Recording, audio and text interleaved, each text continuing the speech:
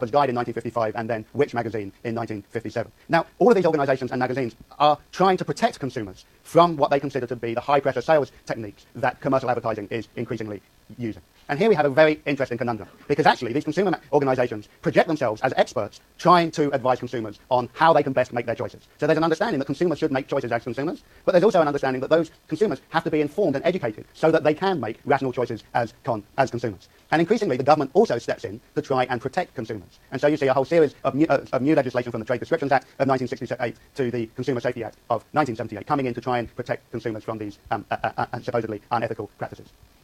So that's the commercial area. Then how does this morph into the understanding and conduct of politics?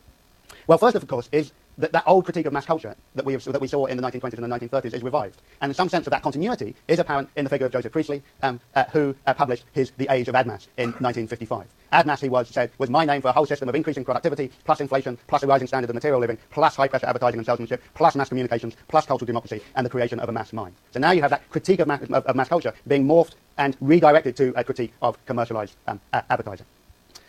That debate becomes increasingly intense in the middle of the 1950s because of the introduction of commercial television in Britain. Okay, you remember that when it came to the radio, the BBC had a monopoly in the period before the Second World War. BBC also had a monopoly over television broadcasting until 1954, when the Conservatives introduced independent television, or ITV. And ITV was now going to be funded by the revenue that it would get from advertising. But that role was going to be regulated by the state. So ITV was only allowed to play 6 minutes of advertising for every broadcast hour from 1954. Can you imagine that? Just 6 minutes of adverts in an hour of television? It's about the other way around here sometimes, isn't it? Like 6 hours of TV within 54 minutes of advertising. By 1959, 25% of revenue of ITV were just coming from the big soap companies that were in a huge battle over the marketing of soaps and shampoos for commercial households. And there was a good deal of anxiety that these great commercial giants would have an unparalleled influence on what was being broadcast on TV. By 1962, those concerns were so great that an advertising standards agency was introduced to try and make adverts, quote, legal, decent, honest, and truthful. Fat chance there. But the ambition was the most important thing. Politics on TV and the understanding of how it is that citizens make their decisions is also transformed at this time. And the really important thing you need to get here is that advertising, market research, and public opinion poll all transform the way in which politics is understood and conducted. Politics becomes quantified in an entirely new and different type of way. So I'm just going to dwell on opinion polls for a little while.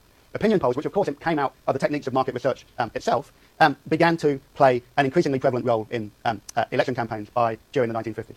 When mass observation predicted that Labour was going to win the election of 1945, when everyone else thought that Churchill would be returned, there was a new interest in the success of opinion polling. And 1946 and 1947 saw the creation of two new heavily influential organisations, the British Market Research Society and its American equivalent, the Association for Public Opinion Research. In the decades after, opinion polls basically displaced politicians and journalists as the primary readers of public opinion. Up until this moment, journalists and politicians thought it was they who had their ear to the ground, they who could predict which way public opinion was going. Okay? Opinion polls basically put another group of experts in the place as the readers of public opinion. By 1959, 4 out of 9 daily newspapers were publishing weekly opinion polls during campaigns. By 1979, there were 28 opinion polls released in the 4-week election campaign. So just in terms of the numbers of opinion polls being produced, there is really significant growth. And the point is that public opinion is now understood not as being about issues or debates so much as how it is that you can measure and quantify opinion. Opinion begins to be seen as something that can be weighed. It isn't something that is debated or discussed. It's something that is effectively weighed, and where there's a quantitative tipping point from one point to another, rather than the holes or weaknesses in a particular into a particular argument. And this also spills into the very conduct of political science as a discipline. So political science as a discipline used to be based around the study of institutions and of political history. Increasingly, it shifts to quantitative methods, to the development of psephology in the 1950s, and then to the rational choice theory, which now dominates political science departments in the US and is also very influential, although less influential, in the UK. In Britain, this shift occurred through the figure of David Butler, who was the TV expert who would, during election night, explain to the British people how it was that the election was going to go. David Butler was basically the professor of political science who was the TV pollster. And he came up with this thing called the swingometer, which was a big dial on a screen. You can see the screen behind him, where basically, after everything, he went, well, the election is swinging this amount to Labour or this amount to the Conservative Party. This was, a perfect reflection of this new quantitative understanding of political opinion.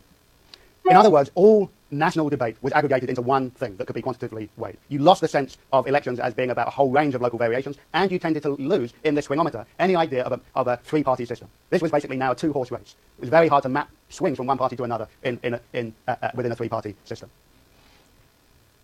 In other words, what opinion polls do is basically provide a new abstract and quantitative way of understanding political conflict that would have been utterly alien to Britons in the 1920s, let alone the 1880s, and yet became basically the way in which we now think of measuring opinion. Okay, any questions? I've got a few minutes to wrap up. Right. So, a few key points to take home with you today. The first is to re-emphasize that there was a type of post-war consensus, that all political parties embraced the idea of a mixed economy and of the forms of provision provided by the welfare state. And all political parties basically came to be measured and to understand their success or failure in terms of their ability to deliver rising standards of living. This, I'm suggesting, turned politics increasingly into a new type of form in which citizens were increasingly understood as consumers of politics in new types of ways. And this enabled there to be this convergence in terms of the relationship between television, market research and advertising, and the reformation of politics and the conduct of elections. The other key point that I've been trying to indicate to you is one that will become important later on, is that affluence, the increasing affluence of Britons during the 1950s and 1960s, unleashes a new type of consumer culture. Okay, where people think of themselves as consumers with the right to choice, to be able to make their own choices, hopefully from an informed position, but primarily to be able to make their own choices. And that this began to shift the emphasis away from governments telling people how it was that they should achieve health and happiness and prosperity, to ones in which individuals increasingly had to design their own paths to health, happiness and prosperity through their own consumer choices. This is a really important development that becomes increasingly prevalent in the 1970s and the 1980s, but I'm suggesting takes shape in important ways, actually at the very heart of the social democratic system in the 1950s and 1960s.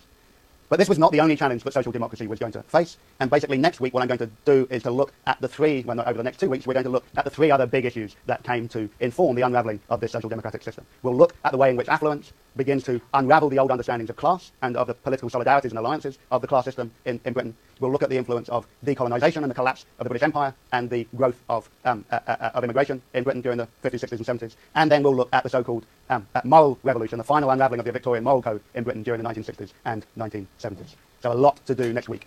One last point before you all rush off. You'll notice that one of the assignments in the coming weeks is to watch the film 56 Up, which was released. It was playing down on the cinema at the bottom of Solano a few weeks ago, and they're taking it off now. So if you can't find 56 Up online or in your, I don't even know why I'm going to say this because I know that people of your age don't even know that there are things called video or DVD stores, but your local one might have a copy of it. If it doesn't, then watch the 49 Up, okay, which was the previous version of this documentary. Okay, so it's very important that in addition to your reading, that you watch one of these films. You could watch 56 Up or 49 Up or 42 Up if you really want. Okay, this is a film that's made every 7 years for reasons that will become apparent to you. Thank you.